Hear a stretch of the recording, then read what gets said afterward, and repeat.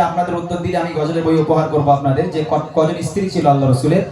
তো আল্লাহ রাসূলের অগণিত স্ত্রী থাকা সত্ত্বেও আল্লাহ রাসূল সাল্লাল্লাহু আলাইহি ওয়াসাল্লাম আম্মাজান খাদিজাকে বিয়ে করেছিলেন। তার বয়স ছিলেন 40 বছর বয়স। এই একজন 40 বছরের বৃদ্ধা মহিলা তাকে আল্লাহ রাসূল বিয়ে করেছিলেন। কিসের জন্য বিয়ে করেছিলেন? আমরা জানি যে আল্লাহ রাসূলকে বেশি ভালোবাসতেন আম্মাজান খাদিজা। আল্লাহ রাসূলের অগণিত স্ত্রী থাকা সত্ত্বেও আম্মাজান খাদিজা আল্লাহ রাসূলকে সবচেয়ে বেশি ভালোবাসতেন। তো তাদের বিয়ে, তাদের সাংসারিক জীবন কেমন ছিল? আল্লাহ রাসূল সাল্লাল্লাহু আলাইহি ওয়াসাল্লামের কাছে একদিন আম্মাজান খাদিজার প্রস্তাব এলো, হে আল্লাহর পয়গম্বর, হে নবী, আমি খাদিজা আপনাকে বিয়ে করতে চাই, বিয়ের প্রস্তাব দিতে এলাম। আল্লাহ রাসূল বলছেন, ও খাদিজা, তুমি কোথায় আর আমি কোথায়? আম্মাজান খাদিজা ছিলেন বড় লোকের মেয়ে। আম্মাজান খাদিজার আব্বাজানের অনেক সয় সম্পত্তি, জায়গা জমি, সোনা দানার মালিক ছিল আম্মাজান খাদিজা। তো আল্লাহ রাসূল বলছেন, ও খাদিজা, তোমার আব্বাজানের এত সয় সম্পত্তি, এত সোনা দানার মালিক তোমরা, আর আমি মুহাম্মদ, আমার তো খাওয়া হয় না, তুমি কেন আমাকে বিয়ে করতে চাও? আল্লাহ রাসূল বলেন, আল্লাহ রাসূলের সঙ্গে আম্মাজান খাদিজা বলছে, হে আল্লাহর পয়গম্বর, হে মহানবী, রতনকে রতনই চেনে। আমি জানি আপনি কেমন মানুষ, আপনি আমাকে বিয়ে করেন, আমি খাদিজা কথা দিলাম আপনাকে কোনোদিন কষ্ট দেব না। আপনি দিনের দাওয়াত দিতে যাবে, আমি খাদিজা আপনার ভাত রান্না করে খাওয়াবো। আপনি দিনের দাওয়াত দিতে যাবেন, আমি খাদিজা আপনার জামা কাপড় পরিষ্কার করে দেব। হে আল্লাহর পয়গম্বর, আমাকে নিরাশ করবেন না, আমাকে বিয়ে করে। আল্লাহ রাসূল এবং আম্মাজান খাদিজার বিয়ে হলো। দুজনের বিয়ে হবার পর স্বামী স্ত্রীর ভালোবাসা, আমাদের মধ্যে কেমন ভালোবাসা হয়, আর আল্লাহ রাসূল সাল্লাল্লাহু আলাইহি ওয়াসাল্লাম এবং আম্মাজান খাদিজা দুই স্বামী স্ত্রীর মধ্যে কেমন মিল মহব্বত ভালোবাসা ছিল। সাংসারিক জীবন কাকে বলে, কিভাবে স্বামীর সঙ্গে আচরণ করতে হয় এবং স্বামী স্ত্রীর সঙ্গে কেমন আচরণ করবে, আল্লাহ রাসূল আমাদের শিক্ষা দিয়ে গেছেন। কবি ছন্দের মাধ্যমে লিখছে, খুব মনোযোগ দিয়ে শুনবেন আমার মায়েরা, বিশেষ করে গল্পগুজব না করে গজলটা শুনে আল্লাহ রাসূল স্বামী স্ত্রীদের জন্য কি শিক্ষা দিয়ে গেছে। কবি ছন্দের মাধ্যমে লিখছে, শুনবেন। কেমন ভালোবাসে নবী আম্মা খাদিজা,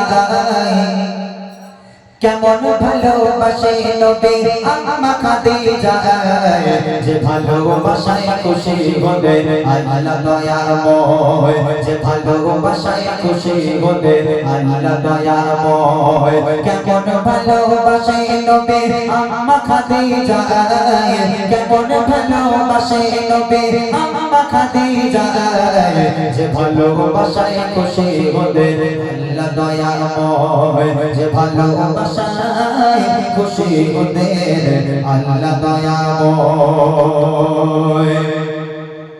ধনী ঘরের মেয়ে হয়ে আম্মা খাদিজা নবীর কাছে এসে বলে করব জিকা। ধনী ঘরের মেয়ে হয়ে আম্মা খাদিজা নবীর কাছে এসে বলে করব জিকা। নবী বলে, ও খাদিজা কেন চাও আমায়, নবী বলে, ও খাদিজা কেন চাও আমায়, রতনকে রতনে চেনে অন্যকে গো নয়, ও রতনকে রতনে চেনে অন্যকে গো নয়। কেমন ভালোবাসে নবী আম্মা খাদিজা, কেমন ভালোবাসে নবী আম্মা খাদিজা, যে ভালোবাসায় খুশি হলেন আল্লাহ দয়াময়, যে ভালোবাসায় খুশি হলেন আল্লাহ দয়াময়। দিনের দাওয়াত দিতে গেলেন নবী। কোনদিন রাত 12টা, কোনদিন রাত 1টা, কোনদিন রাত 2টো আল্লাহ রাসূল বাড়িতে আসতো। রাত বেরাত আল্লাহ রাসূল বাড়িতে আসতো।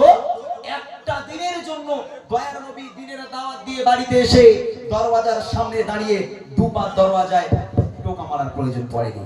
আল্লাহ রাসূল রাত 12টায় আসুক, 1টায় আসুক আর 2টোয় আসুক, বাড়িতে এলো, দরওয়াজার সামনে দাঁড়িয়ে একবার শুধু টোকা মারলো, সঙ্গে সঙ্গে দরজা খুলে যেত। আম্মাজান খাদিজার সামনে দাঁড়িয়ে আল্লাহ রাসূল বলছিল, খাদিজা তুমি কি সারা রাত ঘুমাও না? বলছে কেন? বলে একবার টোকা মারিয়া তুমি দরজা খুলে দাও, কেমন করে পারো খাদিজা? হে খাদিজা তুমি কি ঘুমাও না? আম্মাজান খাদিজা বলেছিল, হে আল্লাহর রাসূল, হে আমার স্বামী, আপনি যখন বাইরে থাকেন আমি খাদিজা ঘুমোতে পারি না, বড় টেনশন হয়, বড় ভয় হয়, না জানি কাফেরের আপনার উপর কোন আক্রমণ করলো কিনা, কাফেরের আপনার কোনো ক্ষতি করে দিল কিনা। এই টেনশনে আমি খাদিজা সারা রাত ঘুমাই না, আপনার অপেক্ষায় দরওয়াজার গোড়ায় বসে বসে আপনার অপেক্ষা করি, আপনার পথ চেয়ে বসে থাকি। আহা হা, কি ভালোবাসা। আর আমার ঘরের মায়েরা, হ্যাঁ, ছেলে যদি 12টার সময় কাজ থেকে বাড়ি আসে, এই 12টার সময় মনে হয় কোন স্ত্রী এই জামানায় কোন স্ত্রী স্বামীর অপেক্ষায় দরজার করে অপেক্ষা করবে, ও সব না, খেয়ে দিয়ে সবার আগে ঘুমিয়ে পড়েছে, স্বামী বাড়ি এসে ডাকছে, এই ফাতেমা ওঠ। ওরে আল্লাহ, ফাতেমা জানলা থেকে ঘুরে বেড়াচ্ছে, দরজা ভেঙে সে ঠেলে তারপর স্বামী ঘরে ঢুকতে হচ্ছে। আমার মায়েদের ঘুম ভাঙে না, বুঝলেন না? কিন্তু আল্লাহ রাসূল একবারের বেশি কোনোদিন দরজায় টোকা মারেনি। কি ভালোবাসা কবি লিখছে দেখেন, দিনের দাওয়াত দিতে নবী যায় কোতারে কাঁদে, অপেক্ষাতে বসে থাকে বিবি নিজের ঘরে। দিনের দাওয়াত দিতে নবী যায় কোতারে কাঁদে, অপেক্ষাতে বসে থাকে বিবি নিজের ঘরে। দরজা টোকা দেবার সাথে দরজা খুলে যায়, দরজা টোকা দেবার সাথে দরজা খুলে যায়। বিবি বলে আপনি ছাড়া ঘুম নাহি হয়, ও বিবি বলে আপনি ছাড়া ঘুম নাহি হয়। কেমন ভালোবাসে নবী আম্মা খাদিজা, কেমন ভালোবাসে নবী আম্মা খাদিজা। যে ভালোবাসায় খুশি হলেন আল্লাহ দয়াময়, যে ভালোবাসায় খুশি হলেন আল্লাহ দয়াময়। একদিন রাতের বেলা নবী বাড়িতে এলো, দরজায় টোকা মারলো, দরজা খুলে গেল।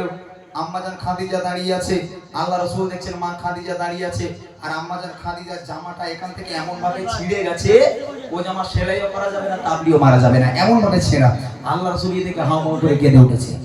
আম্মাজান খাদিজা হতভম্ব হয়ে গেল, আপনি কাঁদছেন কেন? হে আমার স্বামী, আমার দ্বারা কি কোনো বেয়াদবি হলো? আপনি কাঁদছেন কেন?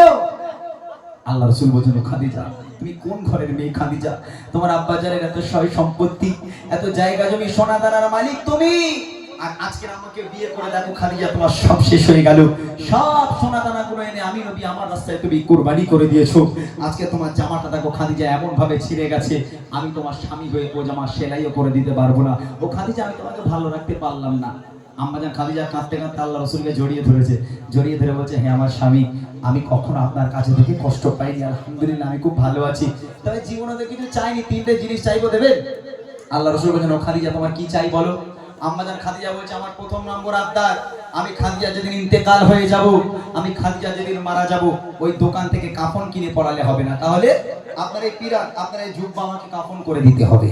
দ্বিতীয় নম্বর আবদার, আমি খাদিজা যখন আমাকে কবরে নামানো হবে, আমাকে কবরে নামানোর আগে আপনি নিজে কবরে নামবেন, কবরের চারপাশটা একবার হাঁটবেন, কারণ আমি খাদিজা কবরের আযাবের ভয় পাই। কবর যদি আমাকে আযাব দেয়, পিষে দেয়, আপনার পায়ে ছাপ থাকলে কবর আমাকে আর আযাব দিতে পারবে না। আর তৃতীয় নম্বর আবদার হলো, মুনকার নেকির ফারিস্তারা যতক্ষণ পর্যন্ত কবরের মধ্যে আমার সওয়ালের জবাব না করবে, আমার কবরের ধারে থেকে বাড়ি গেলে হবে না, কবরের পাশে বসে থাকতে হবে। এই তিনটা আবদার আপনি আমার রাখবেন। আল্লাহ রাসূল বলেছেন, খাদিজা আমি তোমার তিনটে আবদার মেনে নিলাম, তুমি কিচ্ছু চিন্তা করো না, তোমার তিনটে আবদার আমি পূরণ করব। আমার মায়ের এরকম আবদার করেছে কোনোদিন স্বামীর কাছে যে আমি মারা গেলে একটু ভালো করে একটু জিয়ারত করো, একটু মৌলী সাহেব ইমাম সাহেব দাওয়াত করে খাইও, গ্রামের মুরব্বীগুলোর খাইও, ওইসব না হলেই দেখো নবী দিবস এসে গেল, তো দীঘায় একটু যাবে, হ্যাঁ কবে যাবে, একটু ওখানে ঘুরতে যাবো, ওখানে ঘুরতে যাবো, কত রকম আবদার আমার মায়েদের। কিন্তু আম্মাজান খাদিজার আবদার স্বামীর কাছে কি ছিল? কবি লিখছে দেখেন, বিবি বলে ওগো স্বামী মরণের পরে কবর সহাবে আমায় ঝুঁটা কাফন করে, কবরের চারিপাশে ঘুরবেন হেঁটে হেঁটে, কবর যেন নাহি পারে আমায় পিষে দিতে, থাকবে বসে ফারিস্তাদের সওয়ালের সময়, থাকবে বসে ফারিস্তাদের সওয়ালের সময়। কবরের কঠিন আযাব বড়ই ভয়ের হয়, কবরের কঠিন আযাব বড়ই ভয়ের হয়। কেমন ভালোবাসে নবী আম্মা খাদিজা, কেমন ভালোবাসে নবী আম্মা খাদিজা, যে ভালোবাসায় খুশি হলেন আল্লাহ দয়াময়, যে ভালোবাসায় খুশি হলেন আল্লাহ দয়াময়। ইন্তেকাল হয়ে গেল, আম্মাজান খাদিজা মারা গেল। প্রথম নম্বর আবদার, এই জুব্বা দিয়ে কাফন করাতে হবে। আল্লাহ রাসূলের পিরান দিয়ে আম্মাজান খাদিজাকে কাফন পরানো হলো। দ্বিতীয় নম্বর আবদার, কবরে শোয়ানোর আগে আল্লাহ রাসূলকে কবরে নামতে হবে। আল্লাহ রাসূল কবরে নামলো, কবরে চারপাশটা একবার হাঁটলো, হাঁটার পর এবার আম্মাজান খাদিজাকে কবরে শোয়ানো হলো। কবরে শোয়ানোর পর এই মুখটাকে পশ্চিম দিকে রাখতে হয়, কিবলার দিকে করে রাখতে হয় প্রত্যেকটা মানুষের। তো কবরের মধ্যে আম্মাজান খাদিজার মুখটাকে নিয়ে যতবার কিবলার দিকে ঘোরানো হয়, আম্মাজান খাদিজার মুখটা ঘুরে অটোমেটিক আবার আসমানের দিকে হয়ে যায়। আবার একবার চেষ্টা করা হলো, আবার কবরের মধ্যে আম্মাজান খাদিজার মুখটাকে নিয়ে পশ্চিম দিকে ঘোরানোর চেষ্টা করা হলো, আবার অটোমেটিক ঘুরে আসমানের দিকে হয়ে যায়।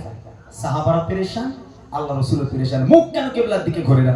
কি হয়েছে? খাদিজার মুখ কেন কিবলার দিকে ঘোরে না?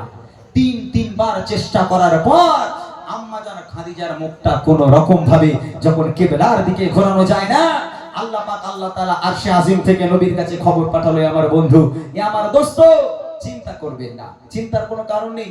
আমি আল্লাহ চাই না যে খাদিজার মুখটা কিবলার দিকে থাক। কেন? খাদিজা দ্বীন ইসলামের জন্য, কোরআনের জন্য আমি আল্লাহ আমার জন্য এত কষ্ট করেছে, এত রক্ত ঝরিয়েছে, এত নিজেকে নির্যাতন করেছে আজকের এই দ্বীন ইসলামের জন্য, নিজে এত কুরবানি করেছে। আমি আল্লাহ খাদিজার উপর এত খুশি হয়ে গেলাম। আমি আল্লাহ চাই না খাদিজার মুখটা কিবলার দিকে থাক, আমি আল্লাহ চাই খাদিজার মুখটা আসমানের দিকে থাক, যাতে করে আমি আল্লাহ আরশে মুআল্লায় বসে বসে আমি আমার খাদিজাকে প্রতিনিয়ত দেখতে পারি। একবার জোরে বলুন না সুবহানাল্লাহ। আহা, কি মানুষ, কেমন মহিলা ছিল আম্মাজান খাদিজা, যাকে দেখবে বলে আল্লাহ স্বয়ং নিজে মুখটাকে কবরের মধ্যে আসমানের দিকে করে নিল। আল্লাহ বলছে এই খাদিজাকে আমি এত ভালোবাসি, আমি আল্লাহ আরশে মুআল্লায় বসে বসে খাদিজাকে প্রতিনিয়ত দেখবো। ওর মুখটাকে কিবলার দিকে ঘোরাস না, ওর মুখটাকে আমার দিকে করে রাখ। আহা, এই হলো সেই খাদিজা। শেষ কথা কবি বলছে, যত সময় খাদিজাকে কিবলাতে মুখ করে, ততবারই আসমানের দিকে যায় যে ঘুরে। যত সময় খাদিজাকে কিবলাতে মুখ করে, ততবারই আসমানের দিকে যায় যে ঘুরে। আল্লাহ বলে, ও গো নবী, চিন্তার কিছু নাই। আল্লাহ বলে, ও গো নবী, চিন্তার কিছু নাই। খাদিজাকে দেখবো বলে আমি সর্বদাই, ও গো খাদিজাকে দেখবো বলে আমি সর্বদাই। কেমন ভালোবাসে নবী আমার খাদিজায়, কেমন ভালোবাসে নবী আমার খাদিজায়। যে ভালোবাসায় খুশি হতেন আল্লাহ দয়াময়, যে ভালোবাসায় খুশি হতেন আল্লাহ দয়াময়, যে ভালোবাসায় খুশি হতেন আল্লাহ দয়াময়, যে ভালোবাসায় খুশি হতেন আল্লাহ